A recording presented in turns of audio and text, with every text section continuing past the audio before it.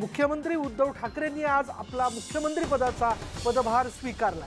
मंत्रालयाच्या 6व्या मजल्यावर मुख्यमंत्र्यांच्या दालनात त्यांनी पदभार स्वीकारला आणि त्याआधी त्यांनी छत्रपती शिवाजी महाराज आणि राजमाता जिजाऊंना वंदन केलं।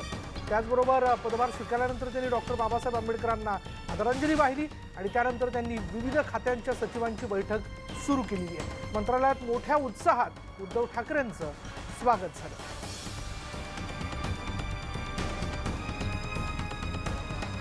ही त्यांच्या दालनातली दृश्य आहे। हे मुख्यमंत्र्यांचं दालन आहे, ज्या दालनाच्या बाहेर दरवाजावरती अर्थात लिहिलेलं आहे नावाची पाटी आहे उद्धव बाळासाहेब ठाकरे मुख्यमंत्री, आणि आज त्यांनी आपल्या मुख्यमंत्री पदाचा पदभार स्वीकारला।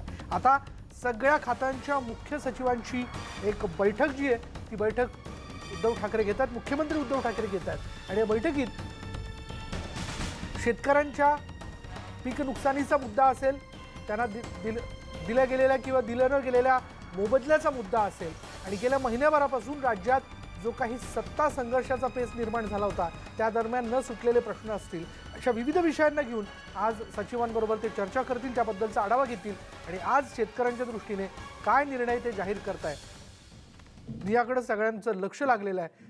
त्यांनी पदभार स्वीकारल्यानंतर शिवसेनेच्या सगळ्या आमदारांनी खासदारांनी त्यांचं अभिनंदन केलं पुष्पगुच्छ देऊन, आणि त्याचीच ही वेगवेगळी छायाचित्र आपण बघतोय। त्यामध्ये दिवाकर राऊतांपासून तर माजी खासदार अडसूळ यांच्यापर्यंत सगळ्यांनी त्यांचं पुष्पगुच्छ देऊन अभिनंदन केलं। मुख्यमंत्री उद्धव ठाकरे यांनी पदभार स्वीकारल्यानंतर यावेळी आदित्य ठाकरे ही उपस्थित होते। त्यांनी काय प्रतिक्रिया दिली आहे पाहूया। काम करायला सुरुवात झालेली आहे। मला वाटतं आज रिॲक्शन नको, आज आपण शुभेच्छा द्या बस तेवढं। काम करायला सुरुवात झालेली आहे। मला वाटतं आज रिॲक्शन नको, आज आपण शुभेच्छा द्या बस तेवढं। काम करायला सुरुवात झालेली आहे। मला वाटतं आज रिॲक्शन नको, आज आपण शुभेच्छा द्या बस तेवढं। काम करायला आम्ही सुरुवात केलेली आहे, त्याच्यामुळे रिॲक्शनपेक्षा कामाला आपण सुरुवात करू असं आदित्य ठाकरे यांनी म्हटलेलं आहे। खरं तर ठाकरे कुटुंबातल्या ह्या दोन व्यक्ती म्हणजे पहिले तर आदित्य ठाकरे यांच्या रूपाने प्रत्यक्ष निवडणुकीच्या रिंगणात आदित्य ठाकरे वरळी मतदारसंघात उतरले आणि ते निवडूनही आले, आज ते आमदार आहेत आणि पाठोपाठ आता मुख्यमंत्रीपदाची धुरा कोणाच्या हाती असा प्रश्न उपस्थित झाल्यानंतर उद्धव ठाकरे यांचं नाव आग्रहाने पुढे घेतलं जाऊ लागलं आणि त्यांनी याला सहमती दर्शवली। आता जे सत्ता केंद्र मातोश्रीवरती होतं आता ते सत्ता केंद्र जे आहे ते मंत्रालयात स्थिरावणार आहे आणि आता उद्धव ठाकरे यांच्या रूपाने महाराष्ट्राला मुख्यमंत्री मिळालेला आहे। आता ते कशा पद्धतीने निर्णय घेत आहेत, सगळ्या प्रशासनाचा गाडा कशा पद्धतीने हाकतात हे बघावं लागणार आहे। अधिक माहिती जाणून घेऊयात आमचे प्रतिनिधी उदय जाधव आपल्या बरोबर आहे। उदय, आज मोठ्या जल्लोषात मुख्यमंत्री उद्धव ठाकरे यांचं स्वागत करण्यात आलं, आज त्यांनी पदभार स्वीकारला। कशा पद्धतीने आजच्या दिवसभराचा त्यांचा दिनक्रम असणार आहे, विवेककडे जाऊया। विवेक आमच्या बरोबर आहे। विवेक, उद्धव ठाकरे यांनी मुख्यमंत्री पदाची सूत्र आता मंत्रालयाच्या 6व्या मजल्यावर जाऊन घेतलेली आहेत। उद्धव ठाकरे यांचं स्वागत करण्यासाठी मोठी गर्दी मंत्रालयाच्या तळमजल्यावर झाली होती आणि त्यांनी नंतर सगळ्या शिवसेनेच्या नेत्यांच्या उपस्थितीमध्ये हा आता पदभार स्वीकारलेला आहे।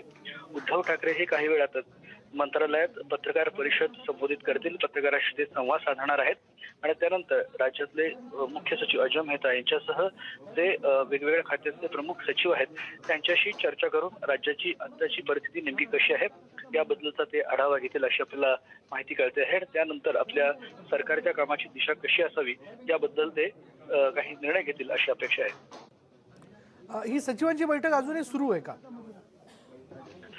खरं तर कुठलाही मुख्यमंत्री जेव्हा आपल्या पदभार स्वीकारतो त्यानंतर राज्याची नेमकी परिस्थिती कशी आहे याच्याबद्दलची ही बैठक असते। आता काही शिवसेनेचे नेते आमदार हे उद्धव ठाकरे यांच्या भेटीला आलेले आहेत, त्यानंतर उद्धव ठाकरे पत्रकारांशी संवाद साधतील आणि त्यानंतर वेगवेगळ्या खात्यांची काय नेमकी परिस्थिती आहे याची माहिती घ्यायला उद्धव ठाकरे सुरुवात करणार आहेत। अच्छा, पत्रकारांशी ते यावेळी संवाद साधतील। विवेक, या बैठकीपूर्वी म्हणजे सचिवांची बैठक तर अजून पार पाडायची, पण या बैठकीपूर्वी असे अनेक प्रश्न आहेत ज्याबद्दल खरं चर्चा केली जाते आणि प्रामुख्याने त्यामध्ये मुद्दा आहे तो म्हणजे शेतकऱ्यांच्या नुकसानीचा मुद्दा। परतीच्या पावसाने शेतकऱ्यांना मोठं नुकसान झालं, हातचं पीक गेलेलं आहे। या विषयाला घेऊन खरं तर या बैठकीत ते आढावा घेतील किंवा संध्याकाळपर्यंत ते काही घोषणा करू शकतात असं वाटतंय? अशी खरं तर अपेक्षा आहे, कारण काल त्यांनी स्पष्ट केलं आहे की शेतकरी ही आणि शेतकऱ्यांच्या समस्या ती सोडवणं ही आमची प्राथमिकता आहे।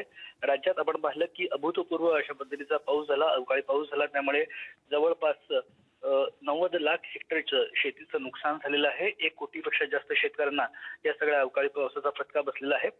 परवाच खरं तर देवेंद्र फडणवीस यांनी जेव्हा मुख्यमंत्रीपदाचा पदभार स्वीकारला होता त्यावेळेस शेतकऱ्यांसाठी 5,380 कोटी रुपयांची आणखी तरतूद केलेली होती.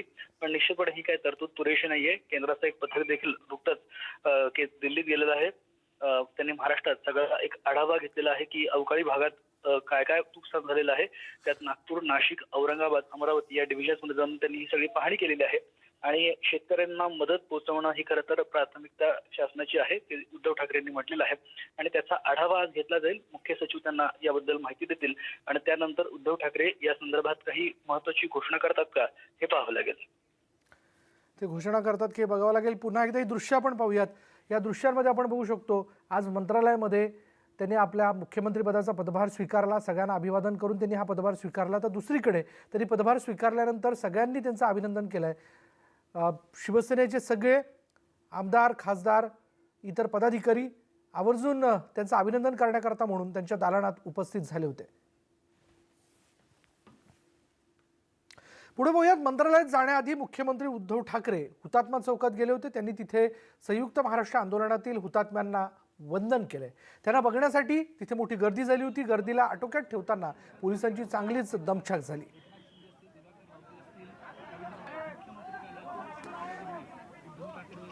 यावेळी त्यांच्याबरोबर शिवसेनेचे इतरही पदाधिकारी, आमदार आणि खासदार उपस्थित होते. शिवसेनेच्या महापौर देखील त्यांच्याबरोबर उपस्थित होत्या. आणि या सगळ्या हुतात्म्यांना अभिवादन करून त्यांना श्रद्धांजली वाहून यानंतर ते मंत्रालयात पदभार स्वीकारण्यासाठी गेले.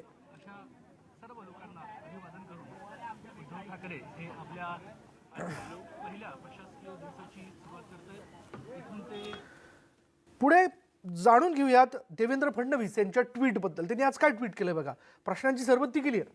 ते असं म्हणतात की कालच्या पहिल्या मंत्रिमंडळ बैठकीत अडचणीत असलेल्या शेतकऱ्यांना मदत देण्यावर चर्चा करण्याऐवजी लपून छपून बहुमत कसं सिद्ध करता येईल यावर चर्चा करण्यात नव्या सरकारने धन्यता मांडली. मग बहुमताचे दावे कशासाठी? या सरकारकडे बहुमत असेल तर लपून छपून सभागृह बोलवण्याचा निर्णय का? नियमबाह्य पद्धतीने प्रोटेम अध्यक्ष बदलण्याचा प्रयत्न कशासाठी? स्वतःच्या आमदारांवर अजूनही इतका अविश्वास का? अजूनही त्यांना डांबून ठेवण्याची शिक्षा का? भाजपने विरोधी पक्षात बसण्याची घोषणा केली असताना आणि महाविकास आघाडीने निरनिराळ्या प्रकारे बहुमताचे प्रदर्शन आणि दावे केलेले असताना ही लपवाछपवी आणि भीती का? महाराष्ट्राला याचं उत्तर हवंय असा प्रश्न या ट्विटच्या माध्यमातून देवेंद्र फडणवीस यांनी विचारला.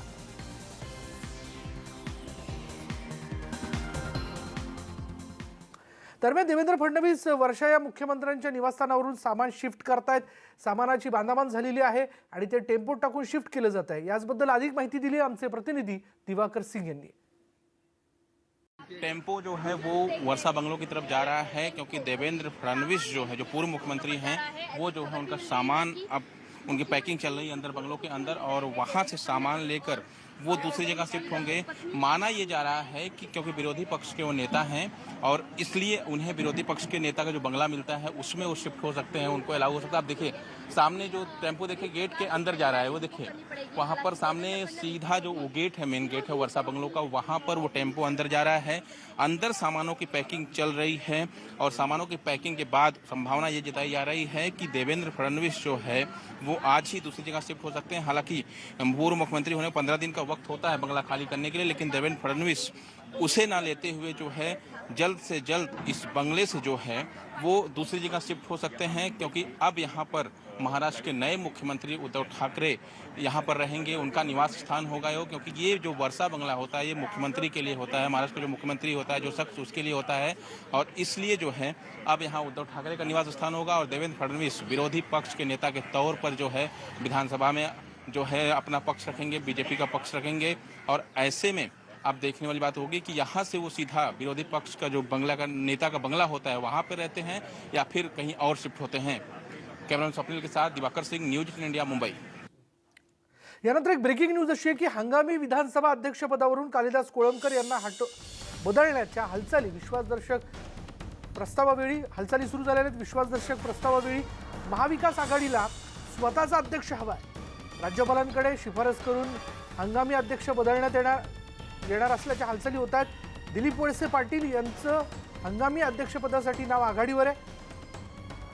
विधानसभा अध्यक्षपदाची निवड न करताच हंगामी अध्यक्षतेखाली बहुमताची चाचणी पूर्ण करण्यासाठी सर्व खटाटोप सुरू आहे. विधानसभा अध्यक्ष निवडीत गुप्त मतदानाच्या वेळी आमदार फुटण्याची भीती सत्ताधाऱ्यांना असल्याने हंगामी अध्यक्षच बहुमताची चाचणी घेणार आहेत. सत्ताधारी गोटात हंगामी अध्यक्ष बदलण्याच्या हालचाली सुरू झाल्यात. अधिक माहिती जाणून घेऊयात. आमचे प्रतिनिधी विवेक कुलकर्णी आपल्या बरोबर आहेत. विवेक, हंगामी अध्यक्ष बदलण्याच्या या हालचाली का होत आहेत? म्हणजे नेमका आता त्यातल्या सगळ्या तांत्रिक बाजू आणि कसली भीती महाविकास आघाडीला वाटते? विशाल, बहुमताची जी चाचणी आहे ती हंगामी विधानसभा अध्यक्ष आताचे कालिदास कोळंबकर हे घेणार आहेत. पण सरकार जे आहे तसं काल निवडून आलेलं, काल उद्धव ठाकरे यांनी शपथ घेतलेली आहे. त्यांच्या मनात अशी भीती आहे की हे विधानसभा अध्यक्षाच्या निवडणुकीच्या वेळेस गुप्त मतदान होतं आणि त्यावेळेस जर आमदार फुटलं तर मोठ्या राजकीय संकटाला या नव्या सरकारला सामोरं जावं लागेल आणि म्हणून विश्वासदर्शक प्रस्तावावेळी महाविकास आघाडीला स्वतःचा अध्यक्ष हवा आहे आणि म्हणून राज्यपालांकडे शिफारस करून हंगामी अध्यक्ष बदलण्यात यावे यासाठी सरकारतर्फे हालचाली सुरू झाल्यात असं आपल्याला कळत आहे. त्यात राष्ट्रवादी काँग्रेसचे दिलीप वळसे पाटील यांचं नाव आघाडीवर आहे. दिलीप वळसे पाटील हे 2009 ते 2014 या काळात विधानसभेचे अध्यक्ष होते. संसदीय कामकाजाची ज्यांना चांगली जाण आहे त्यांना माहिती आहे. त्यामुळे या सरकारला कुठलाही धोका नको आहे आणि म्हणूनच कालिदास कोळंबकर यांच्याशी ऐवजी दुसरे अध्यक्ष असावेत असा सरकारचा प्रयत्न दिसतोय आणि तसं राज्यपालांना पत्र देखील लिहिलं जाईल अशी आपल्याला माहिती कळते. धन्यवाद विवेक या सगळ्या माहितीबद्दल. हंगामी अध्यक्ष बदलण्याच्या हालचाली होताना दिसत आहेत. हंगामी अध्यक्ष आता जर आपण बघितलं तर कालिदास कोळंबकर आहेत, पण आता महाविकास आघाडीला स्वतःचा अध्यक्ष हवा आहे आणि त्या दृष्टीने दिलीप वळसे पाटील यांचं नाव खरं तर आघाडीवर असल्याचं कळतंय. त्या दृष्टीने आता मोर्चे बांधणी केली जाते. पुढे पाहूया. 2014च्या निवडणूक प्रतिज्ञापत्रात 2 फौजदारी गुन्ह्यांची माहिती लपवल्याप्रकरणी स्थानिक न्यायालयाकडून समन्स बजावण्यात आला आहे. नागपूर पोलिसांनी गुरुवारी कोर्टाच्या वतीनं फडणवीस यांच्या निवासस्थानी हे समन्स पाठवलंय.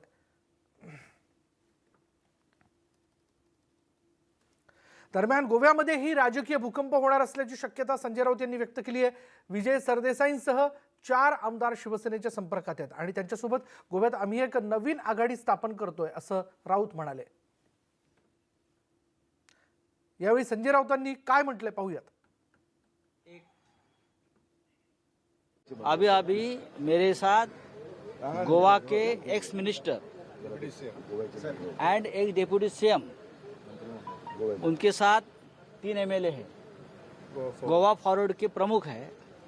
शिवसेना के साथ उनका अलायंस हो रहा है. एक फ्रंट गोवा में बन रहा है शिवसेना के साथ. विजय सरदेसाई जी जो नेता है, गोवा के प्रमुख नेता है, डिप्टी सीएम रहे हैं मनोहर पर्रिकर के मिनिस्ट्री में. तो गोवा में एक नई राजनीति जैसे महाराष्ट्र में हुई है, नया फ्रंट बन रहा है. यावरती गोव्याचे माजी उपमुख्यमंत्री आणि गोवा फॉरवर्डचे प्रमुख विजय सरदेसाई यांनी काय प्रतिक्रिया दिली, काय म्हटलंय पाहूयात. सरकार बदलने का जो बात है वो क्या कल होने वाली नहीं है, वो बता के नहीं होती है, कभी ऐसी होती है. जो महाराष्ट्र में हुआ है वो मुझे लगता है महाराष्ट्र फॉरवर्ड लेने की बात है. वैसे ही गोवा में भी करना चाहिए. सब विपक्ष के लोग एक साथ में आना चाहिए, ये हमारा भी मुद्दा है. तो हम संजय राउत जी को इसी के लिए मिले हैं क्योंकि एक कि हम उनको शुभेच्छा देने के लिए आए थे, दूसरा कि जो एक कॉम्बिनेशन बनाया है, जो विकास आघाड़ी बनाई है, वैसे यही विकास आघाड़ी गोवा में भी एक्सटेंड होना चाहिए, ये हमारा मुद्दा है. क्या नाम रखा है जो गोवा? नाम अभी तक कुछ रखा नहीं है, सिर्फ बात शुरुआत की है. तर बेळगावमध्ये पुन्हा एकदा कर्नाटक पोलिसांची दडपशाही समोर आली आहे. बेळगावमध्ये मराठी भाषिकांनी लावलेले उद्धव ठाकरेंच्या अभिनंदनाचे फलक हटवण्यात आले. उद्धव ठाकरे मुख्यमंत्री झाले आणि त्यांना शुभेच्छा देणारे फलक धर्मवीर संभाजी चौकात लावण्यात आले होते. तसंच सनगडचे आमदार राजेश पाटील यांचे फोटो जाळण्यात आले, कारण शपथ घेताना आमदार पाटील यांनी सीमावासियांचा उल्लेख केला होता. त्यामुळे कन्नड संघटनांकडून त्यांच्या पोस्टर्सची होळी करण्यात आली.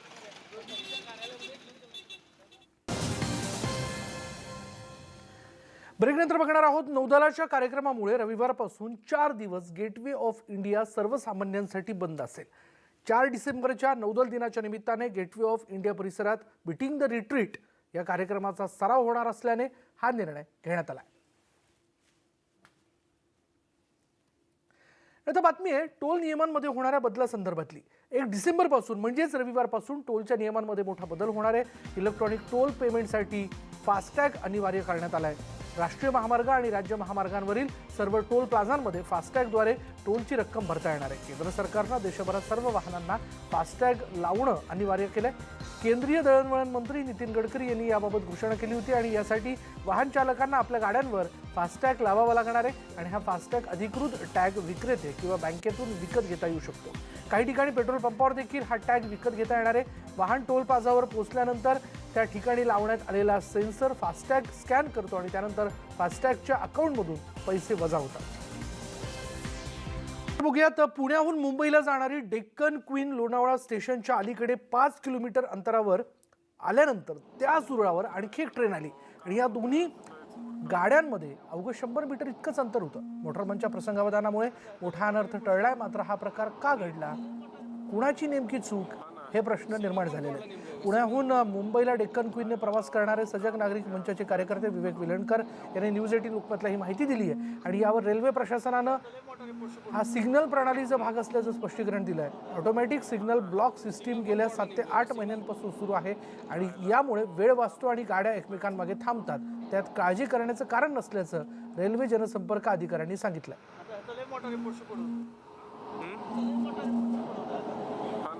सिग्नल कोण तोडला नेमकं सिग्नल.